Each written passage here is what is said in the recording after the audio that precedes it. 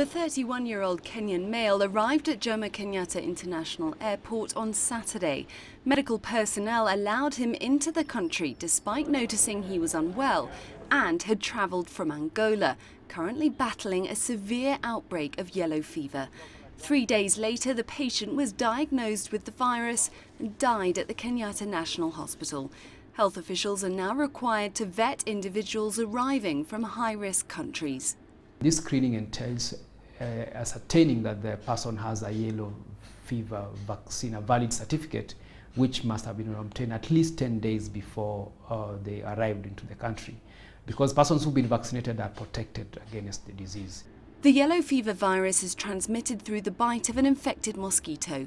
Once contracted, the virus incubates in the body for up to 6 days, followed by symptoms including fever, muscle pain, nausea and vomiting. 15% of patients enter a second toxic phase, where bleeding and organ failure can occur. Half of those may die within 10 to 14 days.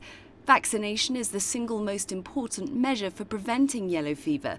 The virus is endemic in tropical areas of Africa and Latin America. Kenya, though, remains classified as a low-risk country. There's what we call a period of communicability, the period in which if a mosquito bit you, it will get the virus. It's 5 days after onset of symptoms, because that's when the virus is in the blood. After 5 days, the virus normally goes into the tissues and causes more severe disease. If a mosquito bit somebody after 5 days, maybe on day 6, day 7, they'll not be able to get the virus, so they cannot transmit.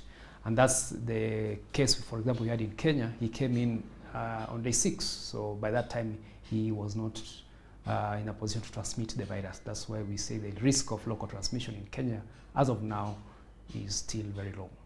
An alert was sent out on Wednesday to all counties, hospitals and points of entry for thorough screening to identify and isolate other possible cases. On Thursday, Ministry of Health officials confirmed a second case, another Kenyan who also just returned from Angola. Clementine Logan, CCTV.